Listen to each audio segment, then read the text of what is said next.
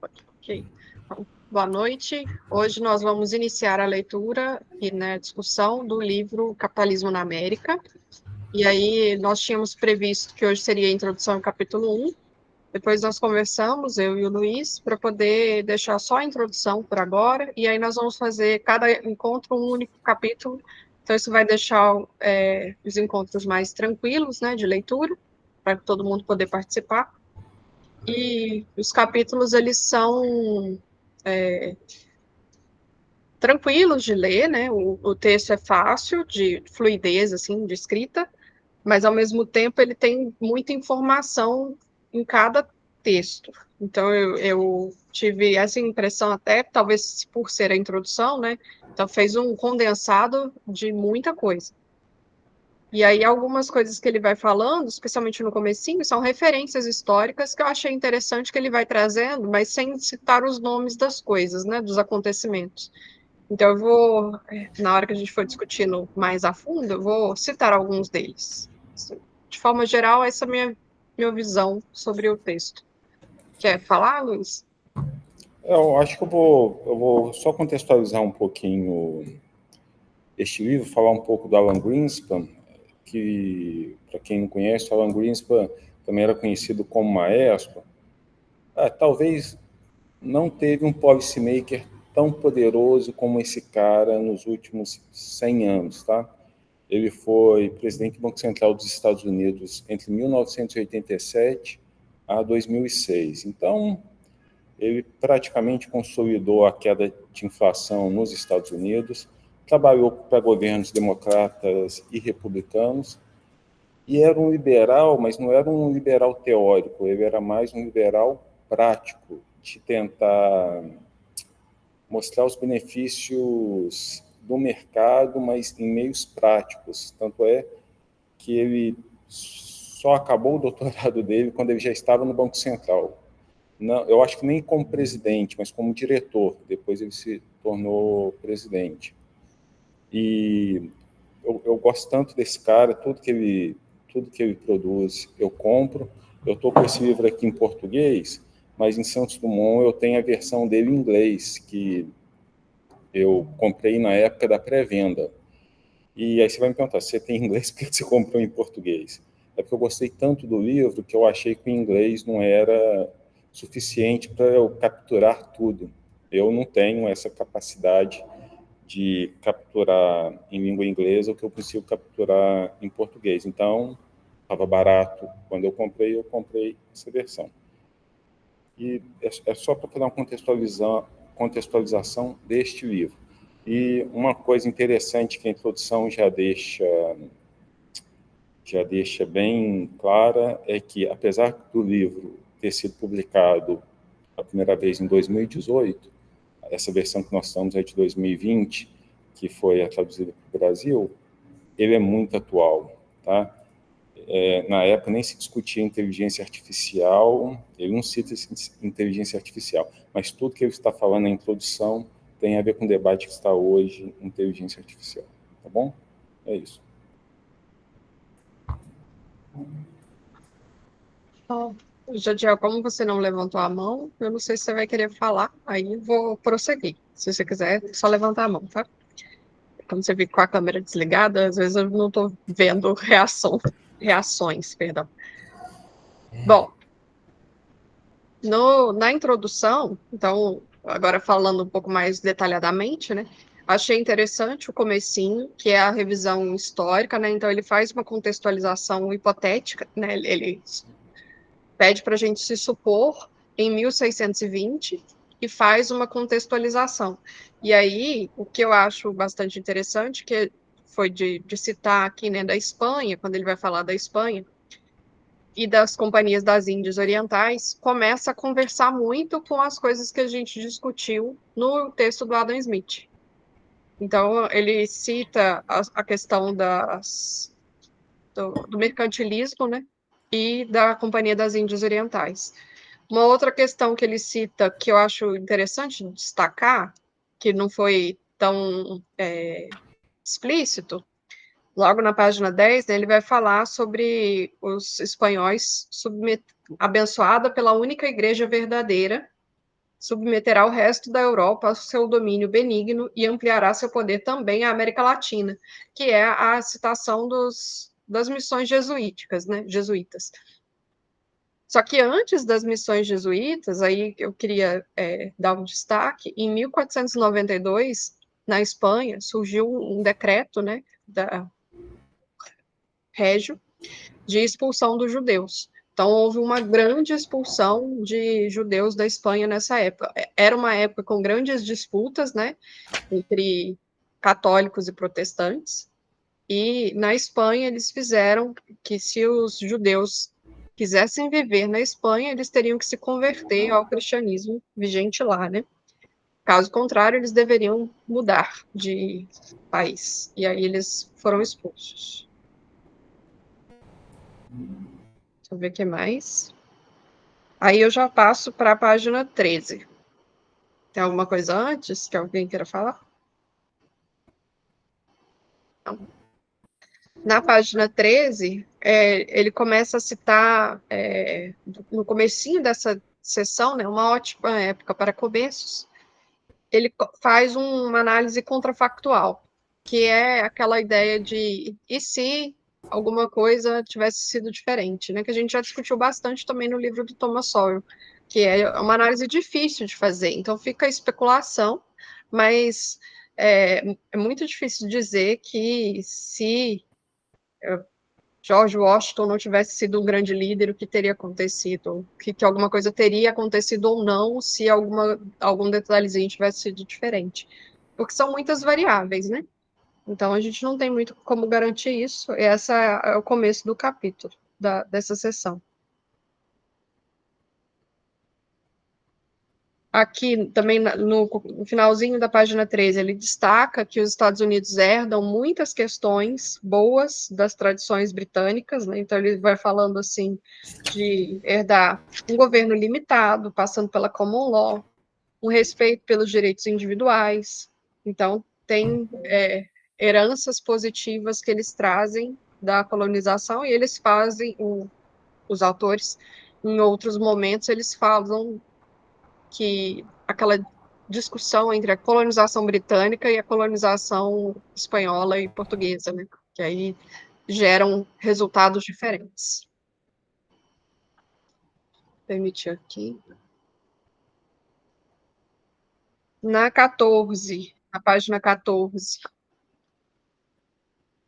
a gente já tem a citação explícita do Adam Smith, que aí vai conversar bem com o que a gente tinha discutido no livro passado. Luiz, se quiser me interromper. Não. Você está em qual página? 14. Não, deixa você falar, depois eu falo, é melhor. Tá bom. Então, na 15, eu vejo que ele vai discutindo bastante a questão do protestantismo. Pode falar, Jadiel. Se você quiser terminar, eu espero. Não, pode falar. Não, algumas anotações né, sobre essa introdução. Eu achei muito rica e interessante. Assim, eu acho que dá um gostinho do que vai ser o livro, né? Ele cita, ele faz um apanhado assim do que do que deu certo a formação dos Estados Unidos. Eu anotei algumas partes. Eu só não sei se a numeração vai corresponder ao que vocês estão vendo, porque eu tô com meu livro ainda não chegou da Shopee, eu li a introdução pela amostra grátis. Aí a página 14 ele cita assim: a América envolveu-se em uma troca incessante de conhecimentos informais com a Grã-Bretanha. Você acabou de falar. Mesmo depois da independência, ainda teve essa troca amigável com a Grã-Bretanha de conhecimento e informação. Eu não sei se aconteceu isso com o Brasil depois da independência, se ainda teve essa relação amistosa, né, com a metrópole, com o país, Portugal no caso, mas aqui ele destaca que mesmo depois da independência tiveram essa troca de conhecimento e informação, né? Aí na página 16 ele fala estabelecer um mercado comum.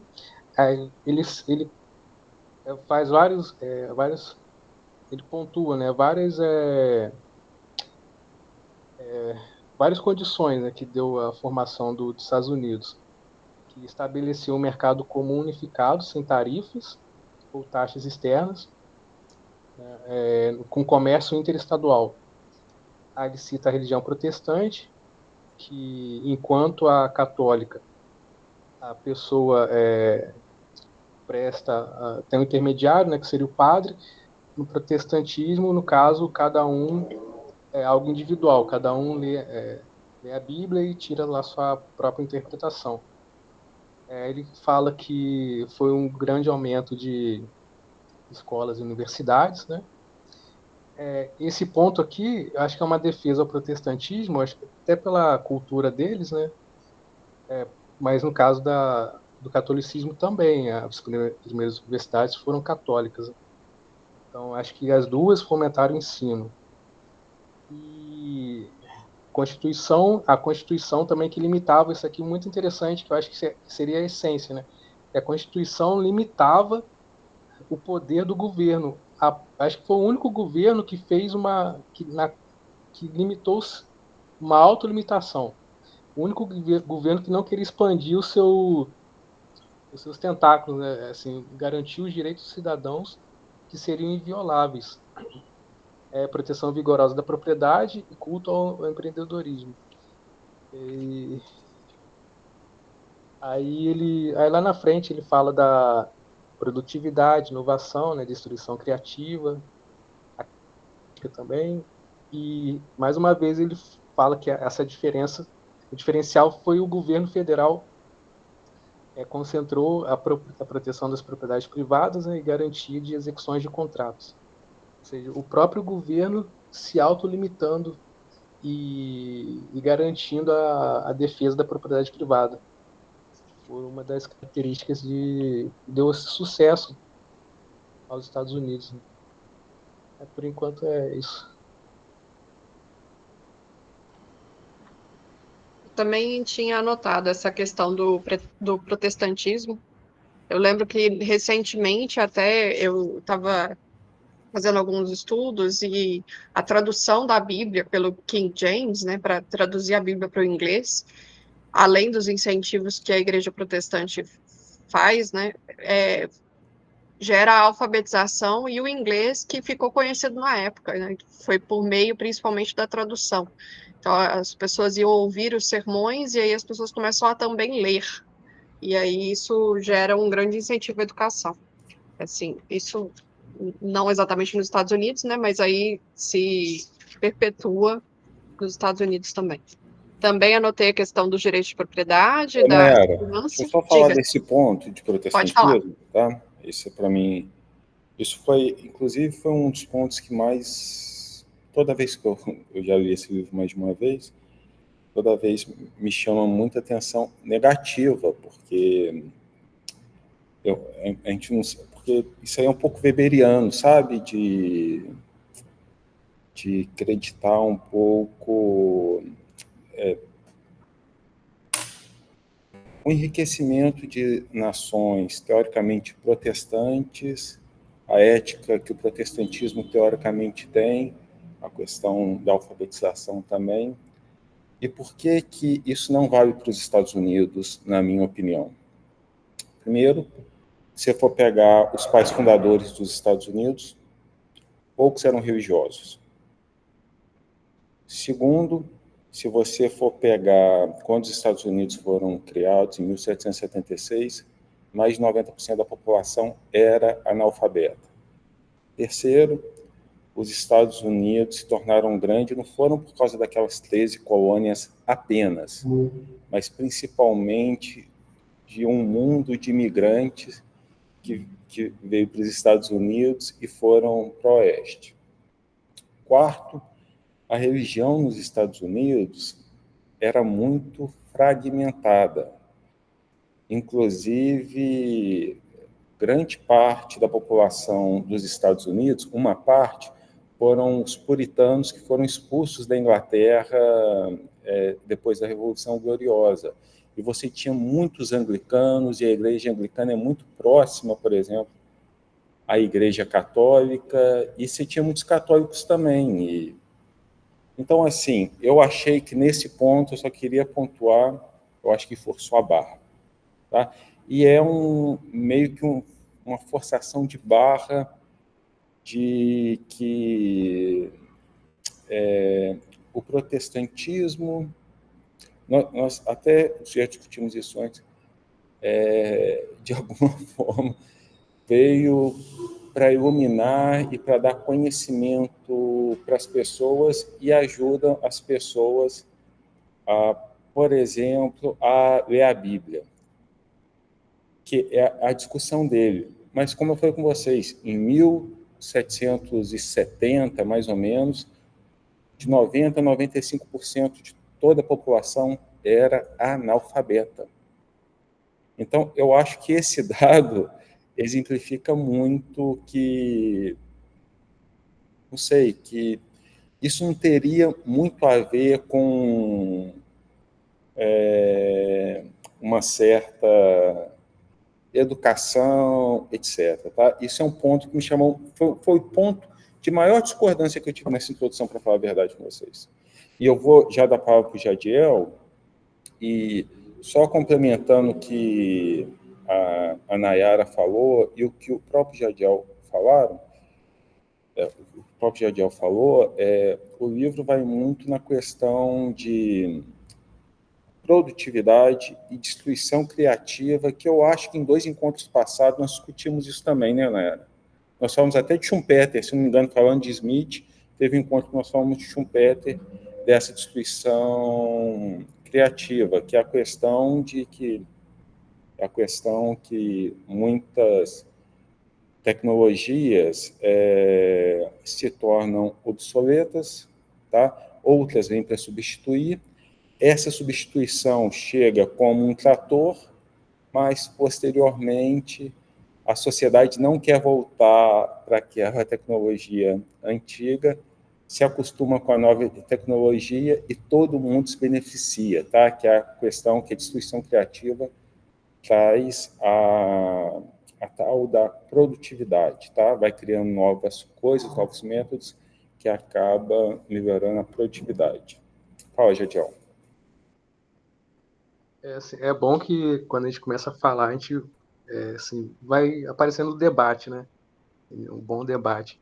Eu acho que ele colocou a religião, no caso o protestantismo, como uma das, né, explicações do sucesso do país, da nação, porque aí ele até comparou com o catolicismo, porque o catolicismo é mais algo vertical, né? Tem uma hierarquia que você tem que obedecer.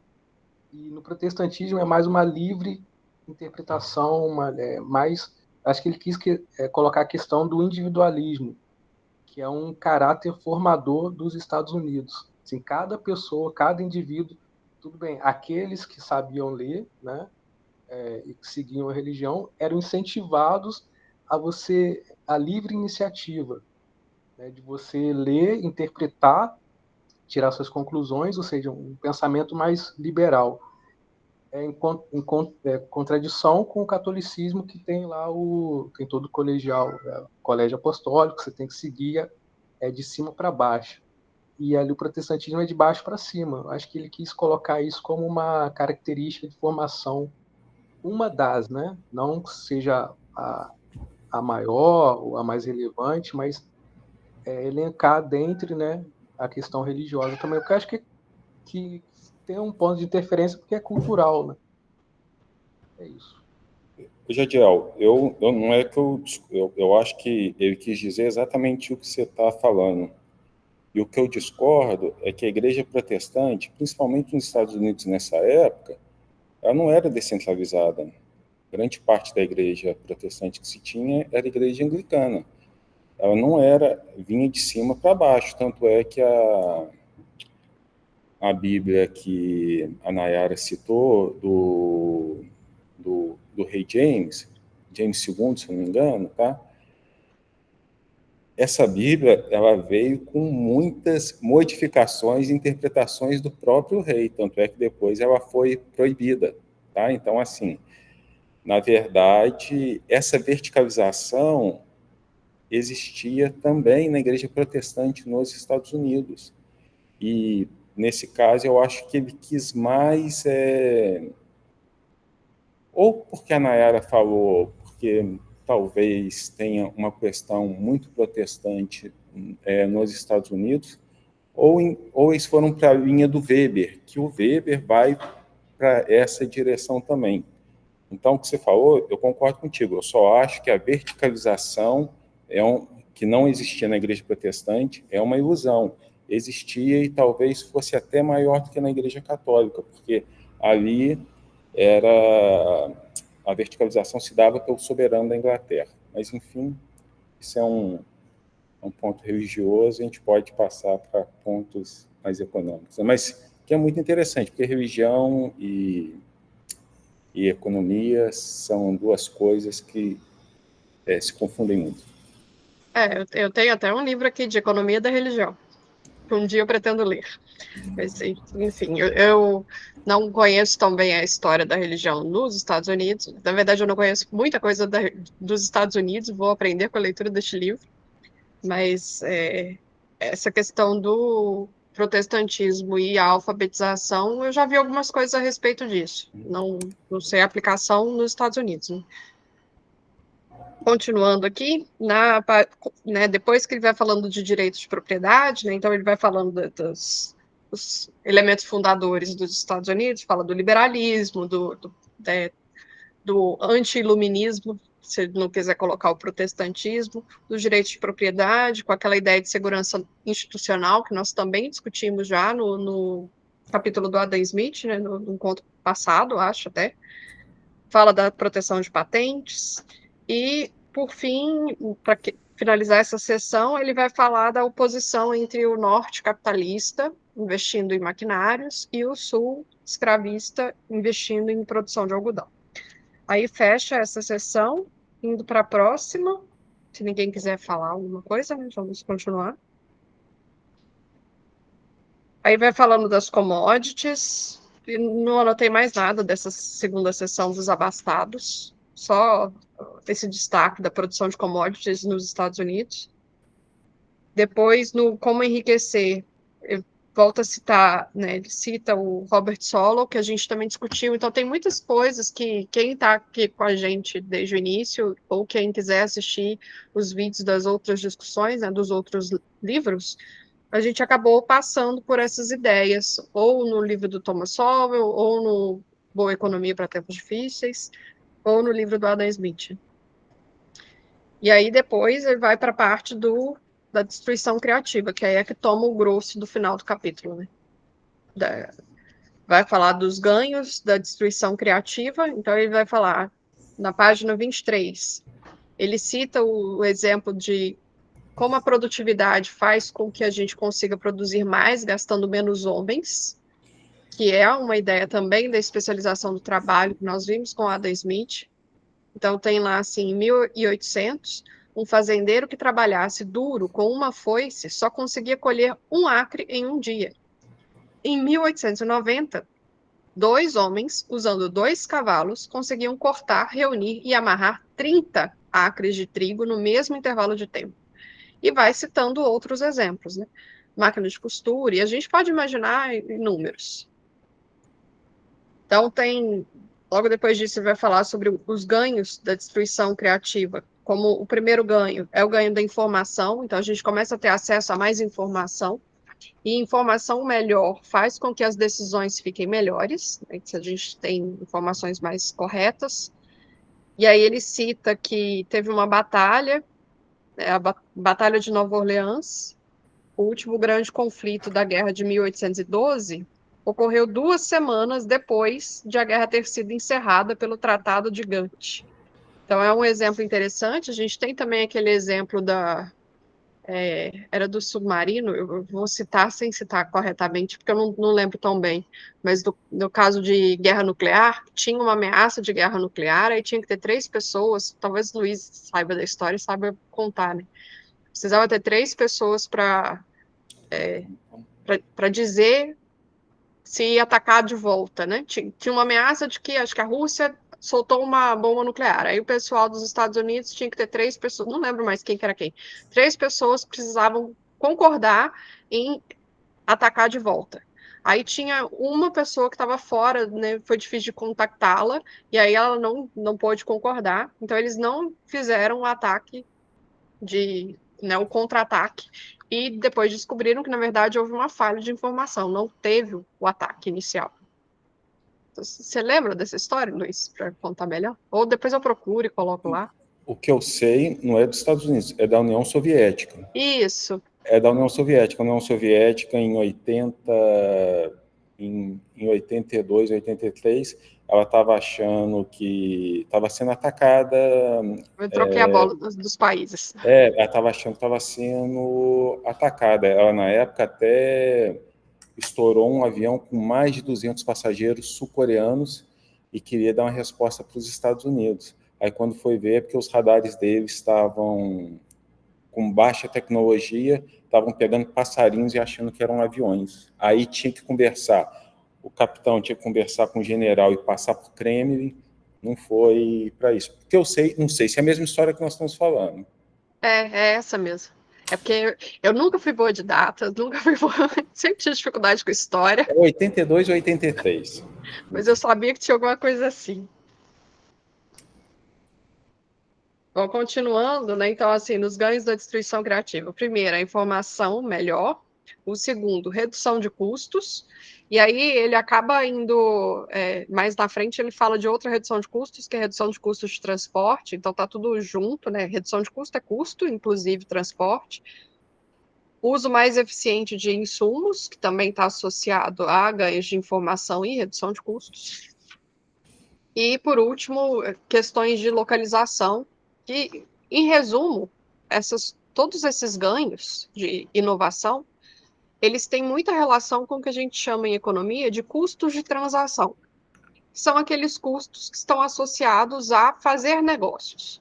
Então, obter informação é um custo de transação. Eu preciso saber se o carro que eu estou comprando está funcionando direitinho ou não está. E aí, se eu vou comprar um carro usado, eu tenho que, às vezes, levar ele em um mecânico, ou talvez mais de um. Então, eu tenho um gasto para poder obter informação. A gente tem gastos para desenhar contratos, para assinar um contrato, para garantir que o contrato seja cumprido. Então, tem vários custos, né? Não é só aquele custo que a gente imagina, que é o da produção da mercadoria.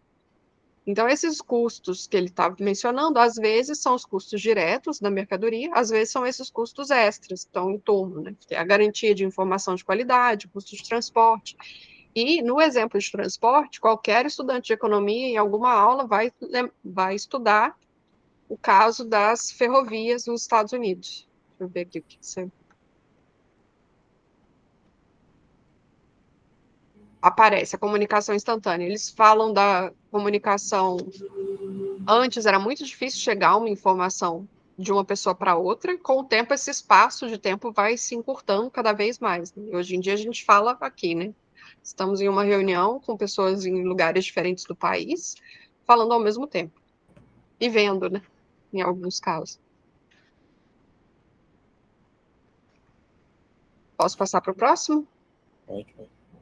Então, no caso da astúcia na história, ele cita a questão dos cavalos, e aí eu vou recomendar para quem sabe inglês, quem tem um bom ouvido de inglês, tem um podcast que saiu recentemente no Free Economics, que é sobre cavalos. É interessante. Ele vai, inclusive, eu lembro mais ou menos, assim, no começo do episódio, escutei já tem umas semanas, ele fala assim, os cavalos antes eles eram usados principalmente por transporte. Aí eles foram sendo substituídos por máquinas, mas a gente não viu os cavalos desaparecerem do mundo. A gente continua tendo bastante cavalo. Então ele vai fazer uma entrevista assim para ver se o uso de cavalos para alguns transportes ainda, ou para esporte, né, o hipismo. Nayara, e aí Diga. eu acho que tem até um erro de digitação, que eu não sei se é só da tradução, eu não olhei, que fala 1960. É 1860, né? Quando ele fala do Pony Express. Reparei. Eu vou...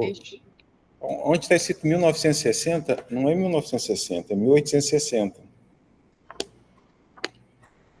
Deixa eu ver. Não sei onde você está. Não. Página. Não, eu também não sei onde que está, não. Porque Mas é porque você falou do Pony, você falou dos cavalos, é onde que fala da Pony Express. Aí tá mais lá na frente. Não, sim, tá aqui em cima, no começo da página 27.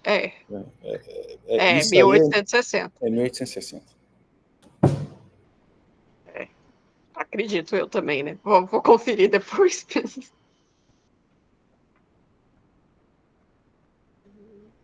E aí, na página 28, pode falar quem ia falar? Na página 28, também tem um trecho interessante, que é assim, o comecinho dela. Na maioria das vezes, há uma longa lacuna de tempo entre a invenção de uma nova tecnologia e o aumento de produtividade que ela promove. Que a gente também chegou a discutir um pouco dessas questões, né? Que às vezes a gente faz estudos e inovações, a gente não sabe exatamente para que aquilo vai servir.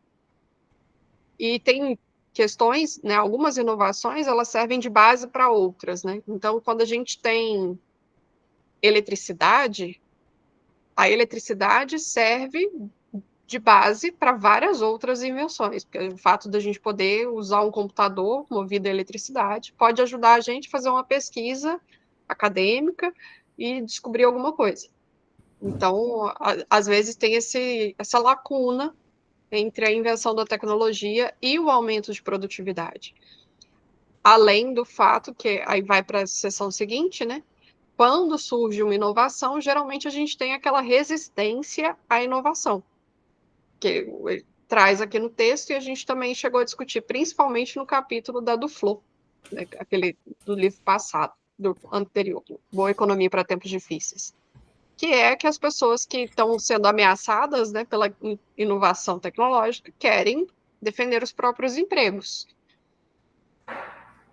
Tem também a resistência à novidade, então a gente vê isso, que aí o Luiz começou a falar, né, no encontro sobre a inteligência artificial. A gente tem muito essa discussão hoje em dia, tá? Se a inteligência artificial vai ser uma coisa boa, se vai ser uma coisa ruim, muita gente criticando, falando que então algumas profissões vão deixar de existir por causa da inteligência artificial. Então esse debate está muito atual, como disse o Luiz. E a outra questão que fala logo nessa página 29 ainda, né? A forma mais óbvia de resistência vem dos trabalhadores que tentam defender seus empregos obsoletos. E aí eles citam logo em seguida de sindicalização. Eles falam que as chances antes da Guerra Civil, os trabalhadores americanos não tinham muitas chances de se organizar, porque as companhias eram pequenas. Corporações de ofício elitistas definiam o mercado de trabalho. As relações se davam face a face e as greves eram raras. Depois da Guerra Civil, à medida que grandes empresas decolavam, trabalhadores desqualificados começaram a formar sindicatos para obter salários e condições melhores. Ou seja, isso também é uma discussão que a gente viu no Adam Smith, né? Quando o alto interesse vai surgindo para a defesa dos próprios lucros, dos próprios salários, as pessoas vão tentar se organizar. E aí, a discussão é mais fácil você se organizar quando você tem pouca gente, quando você está bem concentrado, ou quando você está quando você está bem concentrado. Não pouca gente, mas quando você não está espalhado é mais fácil de organizar, especialmente num contexto em que, inicialmente, a comunicação não era tão simples. Então, se você tiver um grupo unido, é mais fácil você sindicalizar, fazer greve e ter algum impacto salarial. Na página 30, eles também vão falar disso do lado das empresas, né? Preocupadas com a possibilidade de suas fábricas tornarem-se obsoletas ou de seus concorrentes desenvolverem produtos melhores, eles fazem tudo o que podem de pressionar o governo a apelar às cortes, com o intuito de congelar a concorrência e transformar sua vantagem temporária em permanente, que é também uma discussão que a gente viu em Adam Smith. O capitalista vai defender a si próprio, ele não vai defender o livre mercado, ele vai defender que ele quer o lucro para ele. Então, Quanto, se for possível, congelar, né, impedir a concorrência por imposto de importação, por alguma regra, o, o produtor aqui vai fazer isso. Na página 31, vai falar que o maior limite em potencial para destruição criativa é a resistência política. Então, o lado perdedor da destruição criativa tende a se concentrar, enquanto os vencedores tendem a se dispersar. É muito mais fácil organizar pessoas concentradas do que dispersas, repetindo o que eu já tinha dito, né? Então, assim, pode levar décadas para que os benefícios da destruição criativa se manifestem, enquanto os custos frequentemente são imediatos. Na página 32. Deixa eu ver aqui. Ele está falando que antes não tinha imposto de renda nos Estados Unidos. Assim, nos Estados Unidos, eles inicialmente eram, né, aqui está no contexto quase que pré-Primeira Guerra Mundial e depois da Primeira Guerra Mundial. Então, na Primeira Guerra Mundial, o papel dos Estados Unidos no resto do mundo muda um pouco, né? Então, eles passam a ser provedores de muitas coisas, e aí essa dinâmica muda, a gente com certeza vai ver isso melhor em algum capítulo lá na frente, né? E aí eles passam a, depois de um tempo, instituir o imposto de renda. E a instituição do imposto de renda também tem a ver com a ideia do liberalismo. Quando a gente institui um imposto sobre consumo, todo mundo está pagando o mesmo percentual daquele produto, mas esse percentual sobre a renda representa coisas diferentes para uma pessoa que é rica e uma pessoa que é pobre. Então, o pobre, ele é muito mais taxado quando a gente tem um imposto sobre consumo. O imposto sobre a renda, ele é, nesse sentido, melhor. Aí eu notei que é só a menção ao Woodrow Wilson, que eu sei que ele vai aparecer milhões de vezes depois, quando a gente vai falando de Primeira Guerra, né? E eu terminei também a sessão, então vou passar para o Jadiel. Eu esperei você citar essa questão do imposto de renda. Ele fala, nesse parágrafo, né, que o padrão ouro propiciou uma estrutura tão estável para a política monetária que os Estados Unidos não tinham um banco central. E só foi ter, acho que a partir de 1913, né? E eu acho que a economia era tão forte, tão rica, que não precisava de ter um banco, né? Um banco central que monopoliza toda a questão política financeira do país. E era padrão ouro, né? Aí depois mudou para a questão da moeda fiduciária, né? Questão do comércio financeiro, teve toda uma reviravolta. Ele também coloca a questão do limite da destruição criativa. Eu entendi destruição criativa, acho que só usou essa expressão, mas eu entendi na minha cabeça como se fosse uma inovação, uma tecnologia disruptiva, né? Uma inovação tecnológica. Ele chama de destruição criativa, que destrói como é uma substituição, destrói a anterior, né? A tecnologia anterior, mas é mais algo criativo que vai inovar. Esse maior limite ele coloca como se fosse a resistência política.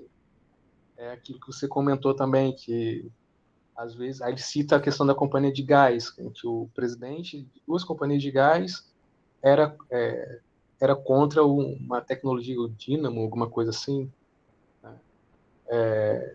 Falando que aí fez um lobby no Congresso político, na imprensa, falando que essa tecnologia podia causar um incêndio, alguma coisa assim, mas para assegurar o monopólio. E a gente vê muito isso, é muito atual isso, né? Esses conglomerados empresário que quer sufocar o novo, tanto o pequeno, aí se alia ao governo para criar taxas, impostos, leis, regulação para para sufocar o pequeno e também uma inovação. Aí, uma outra coisa que eu achei interessante, que eu não conhecia o autor, e ele cita no momento o Donald Trump como a coisa mais próxima que a América já produziu de um populista no estilo latino-americano. Aí, engraçado, ele cita o Donald Trump como se fosse algo de forma negativa. Eu pensei que ele ia colocar o exemplo do Barack Obama, porque em um momento ali ele fala que teve um presidente que ia criar um sistema único de saúde, mas o Congresso negou. E o Barack Obama criou o Obamacare, né, um sistema de saúde como, parecido com o SUS. E ele cita que é o liberal e não o Barack Obama. Aí eu não tem como não comparar com o Bolsonaro no Brasil e o apoio que o Lula recebeu dos financistas, né? Aquele Armínio Fraga, que foi ex-presidente do Banco Central, apoiou o Lula, depois agora se arrependeu, porque tinha um certo, assim, um certo preconceito com o Bolsonaro, mesmo tendo Paulo Guedes ali do lado. Eu acho que é o mesmo que acontece com esse autor, um preconceito com o estilo bonachão do Donald Trump, e colocar ele como se fosse o mais próximo a um ditador latino-americano. Pode ser essa personalidade, não sei se ele mudou de ideia depois que viu a gestão do Biden. Mas sinceramente, eu achava que ele não sei se mais para frente ele vai citar o Barack Obama como o idealizador do Obamacare, que é o sistema de saúde tipo um SUS americano. Aí não tem como remeter a questão do Bolsonaro, Armínio Fraga, não só Armínio Fraga, né, mas outros do mercado financeiro apoiaram o Lula por conta da personalidade do bonachão, o meio, o tiozão do churrasco, aquela coisa toda. A figura limpa, né? Vocês queriam uma figura mais limpa. Ô, Jadiel, pegar aqui, aproveitar também e pegar aqui, porque depois eu também quero escutar a Daiane, a Fernanda, o Gabriel, o Igor, né, Nayara? Então, eu vou só fazer um comentário aqui. Primeiro eu vou falar do ponto que o Jadiel tá falando. Ele fala no texto, mais numa questão conjuntural, que a economia dos Estados Unidos funciona como um pêndulo. Esse pêndulo, às vezes, está na direita, depois vai para a esquerda, e ele cita vários presidentes. Na minha opinião, se ele fosse escrever esse livro atual, eu acho que ele ia falar que o Trump é 2 vezes um populista americano parecido com um ditador da América Latina. Hoje em dia está o Maduro dançando de um lado e o Trump dançando de outro. Não estou falando que são 2 coisas iguais, mas basicamente 2 populistas. A Nayara falou que antes da Primeira Guerra Mundial, que antes da Primeira Guerra Mundial, os Estados Unidos realmente não tinham esse protagonismo de ser o bastião do mundo. Apesar de que, um dado que eu vou falar aqui com vocês, desde 1870, os Estados Unidos já são a maior economia do mundo. Desde 1870. Então, assim, mas demoraram 43 anos. Eu acho que quando ele falou do Woodrow Wilson, e ele falou, inclusive, dos progressistas, eu acho que quando ele falou a questão do imposto de renda, realmente, Nayara, o imposto de renda, quando você vai ver a questão os manuais nos mostram, né, a distorção do imposto de renda é menor do que a de consumo. O Milton Friedman, ele tem um livro que chama Teoria do Consumo, que ele faz isso, ele microfundamenta isso. No entanto, o que o Woodrow Wilson começou a fazer nos Estados Unidos, e que eu acho que é o que ele pegou, é que começou a criar despesas e receitas para pagar essas despesas. Tá? Foi quando o Estado, com o Woodrow Wilson, começou a ficar grande. Os Estados Unidos tem dois grandes saltos de Estado grande. O primeiro com o Woodrow Wilson, e depois, ele até cita aqui o Roosevelt, durante a Primeira e a Segunda Guerra Mundial, que começa a fazer muita coisa. Então, é um ponto que eu queria destacar. O Jadiel falou a questão, aí já é uma questão mais técnica, a questão do padrão ouro, mas o Gabriel, que fez disciplina de economia monetária aqui, para ele não deve ser muito estranho eu falar isso. Na verdade, o Banco Central dos Estados Unidos só foi criado porque estava tendo tanto pânico financeiro, inclusive a crise de 1907 foi tão pesada que resolveram criar um banco central, que inclusive não foi nem o governo que teve a ideia, foram os banqueiros apoiados pelo JP Morgan, esse mesmo do banco JP Morgan. E depois o Banco Central produziu a Grande Depressão também, é verdade também, tá? Então, só para apontar algumas coisas, e tem mais alguma coisa que eu ia falar. Quando o Jadiel falou do Obamacare. O Obamacare, ele não é nada parecido com o SUS, tá, Jadiel?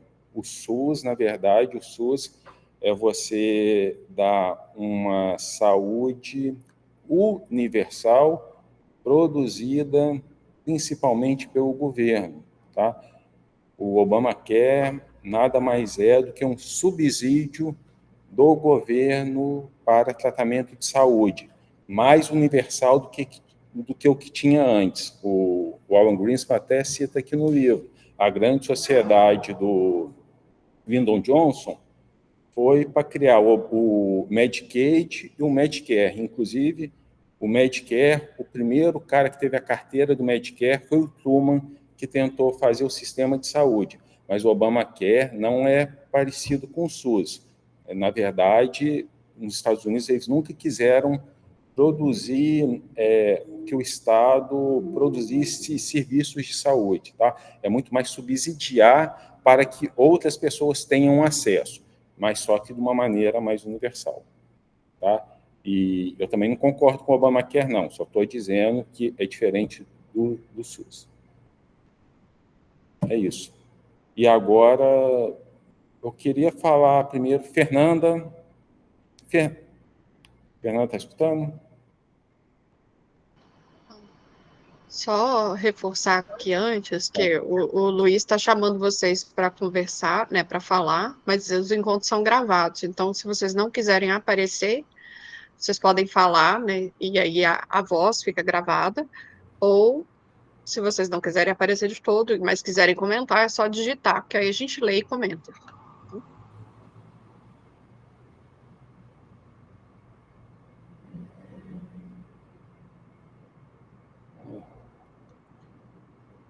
Então, Gabriel. Bom, boa noite. Então, muitos dos pontos que eu até havia separado, que vocês já falaram, eu também cheguei um pouquinho atrasado. Teve um ponto também que eu tinha separado que falava que, por exemplo, na colônia, eles buscavam sempre novos territórios, que em 1800 já haviam várias universidades, que era algo diferencial. Separei também que na Constituição e o banimento de taxas internas permitiram, né, o surgimento de indústrias gigantes e a especialização das regiões.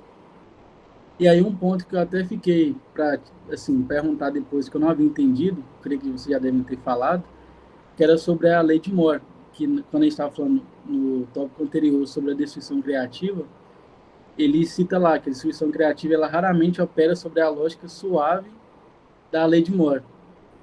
Aí eu fiquei meio confuso nesse ponto, eu até acho que a gente já comentou sobre isso em sala de aula, só que eu não me recordo mais da definição da lei. Então eu queria também que vocês comentassem esse ponto específico. Mas de resto dos pontos que eu separei, assim, muita coisa já foi citada, assim, em geral. Eu queria absorvendo.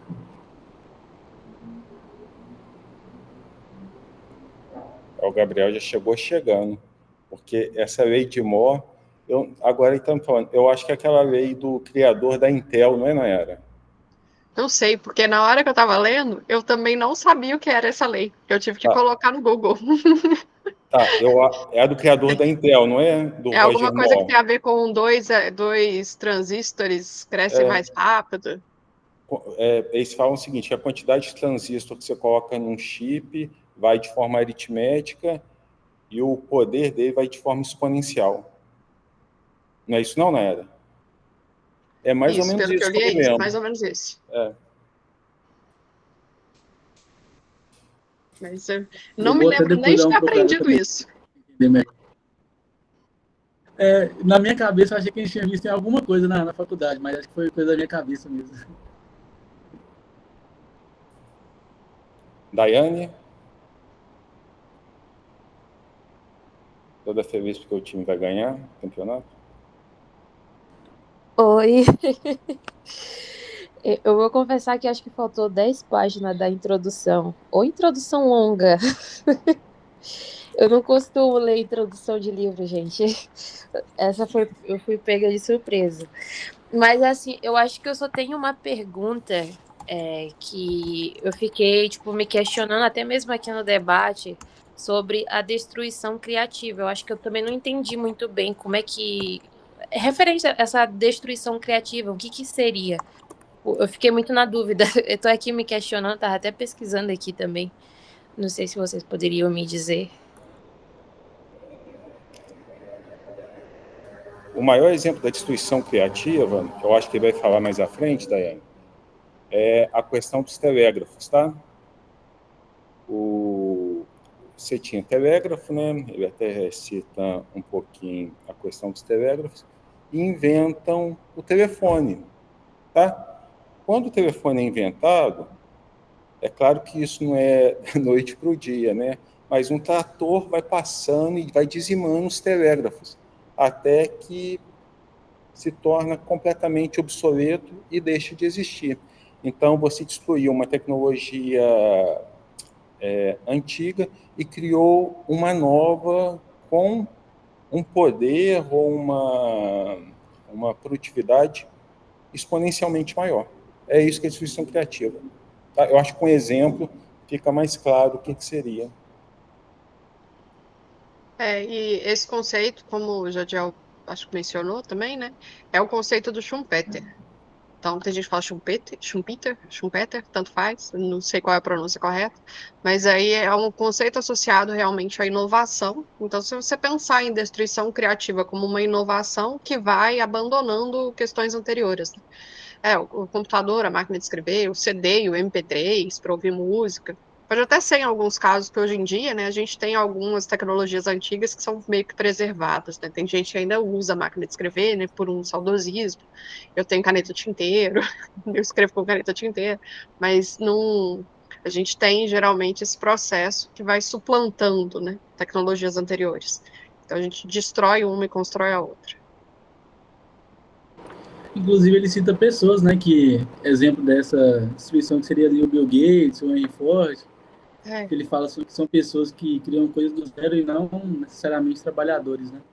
Que acho que é uma ideia que vai até contra o que o Marx vai dizer e tudo mais. Tem um documentário, gente, tem vários documentários, né? Na History Channel, tem um que chama Gigantes dos Alimentos, tá? Tem alimentos que vocês não têm ideia do poder revolucionário que teve no mundo, tá? E isso foi 90% da indústria dos Estados Unidos. Aí, só para contar um pouquinho para vocês que o que é essa destruição criativa que o Alan Greenspan fala, que floresceu muito nos Estados Unidos no século XIX, porque não tinha intervenção do governo. Ele fala da Kellogg's, tá? Que é a empresa que aqui no Brasil nós conhecemos como o Sucrilhos, que não existia café da manhã nas famílias. Tá? Nós falamos café da manhã, todo mundo acha que isso é uma coisa normal, mas no século XIX ninguém tomava café da manhã. eram 2 refeições, era basicamente o almoço e a janta. E aí fizeram um troço que era tão fácil de se preparar, tão fácil de comer, que a partir daí começou-se a ter a prática do café da manhã que não se tinha no passado. Então, é esse tipo de coisa, Daiane. Uma revolução que modifica tanto o que Schumpeter falava e acaba destruindo hábitos e principalmente máquinas e tecnologias anteriores.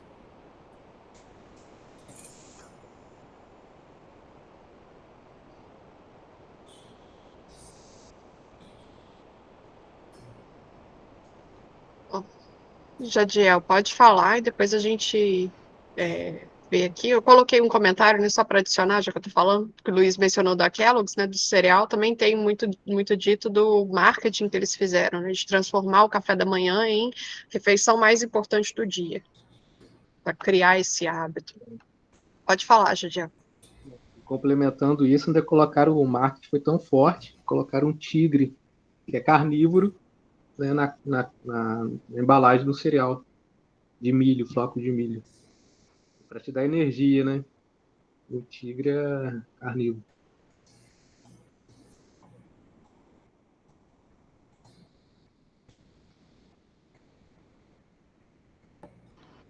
Fernanda está falando aqui da dúvida sobre o Trump ser um populista no estilo americano, latino-americano, né?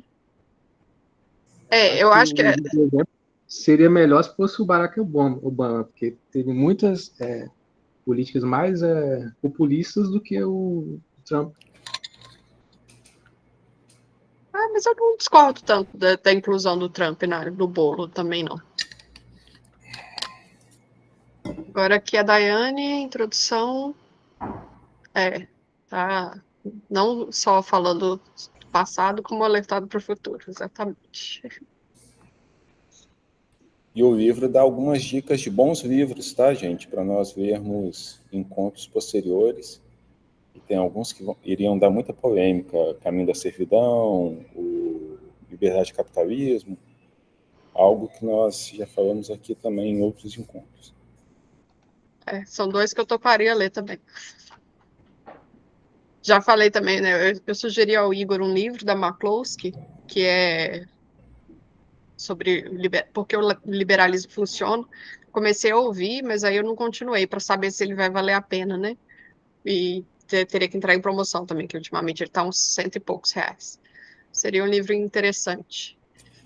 A McCloskey, eu posso falar isso, não tem problema não. A Nayade está 5 mil, mas eu acho que ela é a primeira transgênero da universidade. Foi uma das primeiras operações de gênero, se eu não me engano, do mundo, tá, gente? Eu acho que na não sei se foi década de 80 ou década de 70. Era um pai, tinha 2 filhos, tá? E se tornou uma classe. Isso não tem nada a ver, tá, gente? É uma baita de um liberal. É só uma curiosidade aqui, como que o mundo está evoluindo. Ela tem um livro também chamado Transcrossing, eu acho. Ela fala sobre isso, né? Então... Nosso clube representativo. É estranho, assim.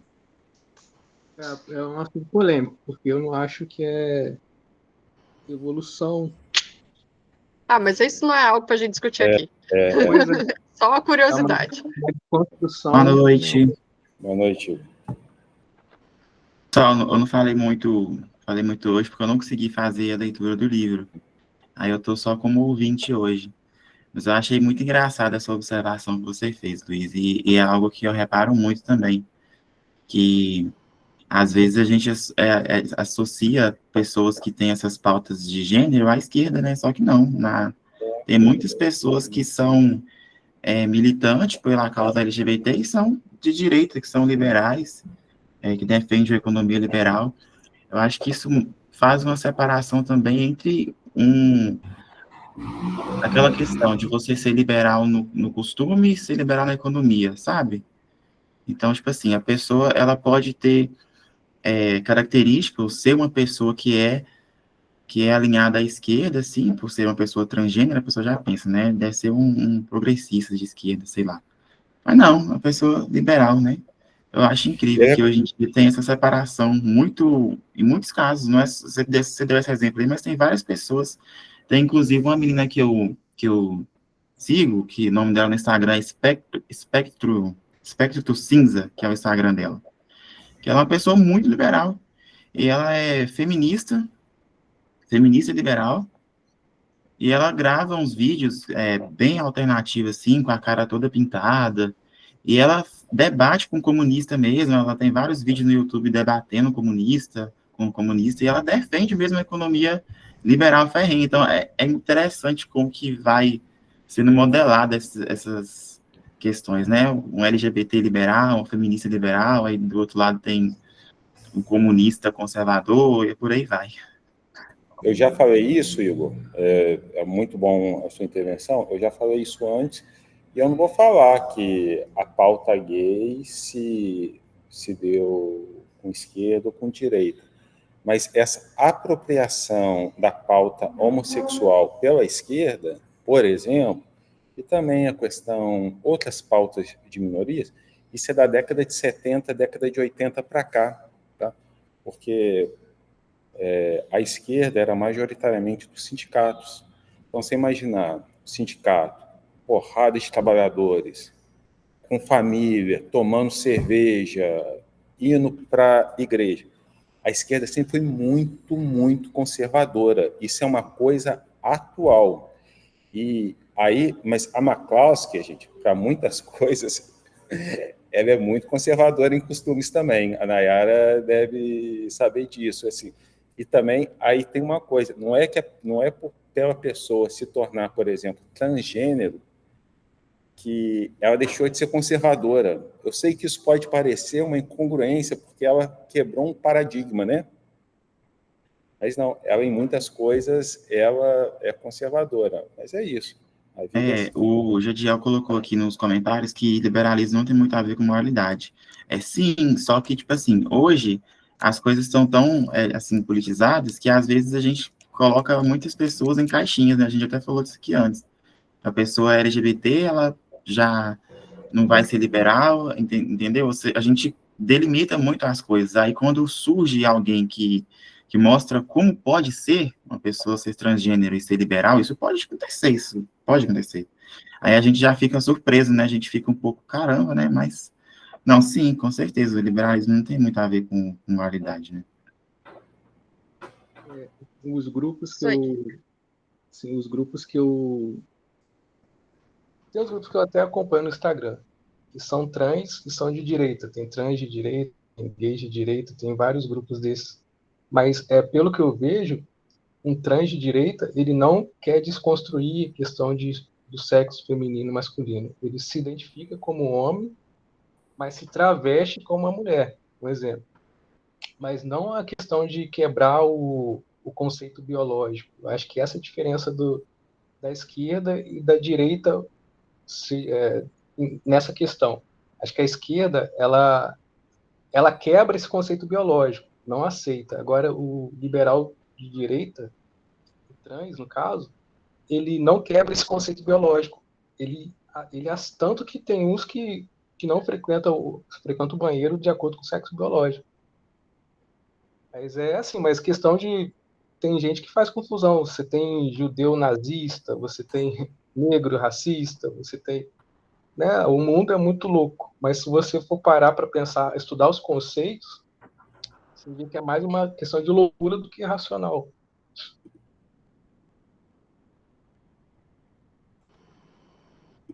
Ó, vamos voltar para o livro depois dessa pequena digressão. Alguém tem mais algum comentário sobre o texto? Eu queria voltar só num ponto, assim, o último ponto é quando fala a questão da destruição criativa. Ele fala e ele coloca como a questão os políticos sendo a maior resistência, né? Essa inovação. Aí ele cita que os países latino-americanos, você vê muito disso, a proteção do Estado contra essa inovação, né, empreendedora. Nos Estados Unidos eles conseguiram segurar, mas o que eu achei interessante na questão europeia, que ele fala, a Europa tentou fazer um meio termo, que ela tentou pegar a vantagem da destruição criativa, mas também fazer um balanço de proteger o obsoleto.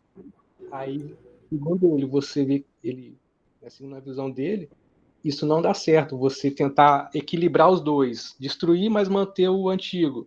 Mas isso gera inflação, ele coloca alguns problemas negativos, os fatores negativos que a Europa tentou fazer as duas coisas, mas gera inflação, e mais duas coisas que ele coloca ali que eu não.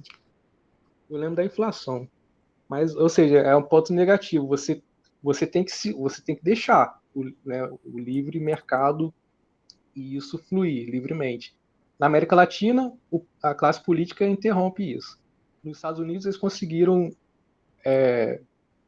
deixar esse fluxo fluir. E na Europa, tentar equilibrar os dois, mas não dá certo. Sempre tem um lado negativo.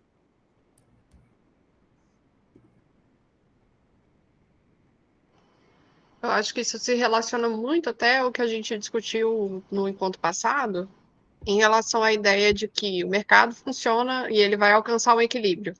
Mas aí, esse caminho do equilíbrio talvez possa demorar e pode ter os problemas no processo. Aí tem gente que vai defender que o governo deveria, então, agir para acelerar esse processo e limitar os danos, né? Mas a gente vê que muitas vezes não funciona. Os efeitos colaterais são ruins, né? Aí você fica... É o viés político mesmo, é a preferência que às vezes as pessoas têm de dizer que não, deveria ser o governo, porque eu acho que o governo deveria corrigir, que é o que a do Flo ficava defendendo o tempo inteiro, né, no livro dela.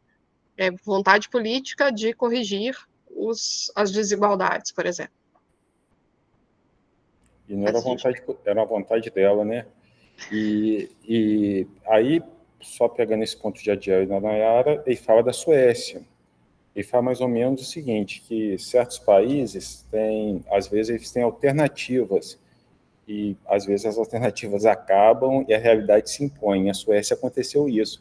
Na década de 90 estava quebradinha, teve que fazer uma reforma do sistema financeiro, do sistema de seguridade social, desculpa, e hoje em dia é uma da Europa que está, vamos dizer assim, não nessa crise que está levando a zona do euro em si, tá? De ter ficado no meio termo que o Alan Greenspan falou que não funciona.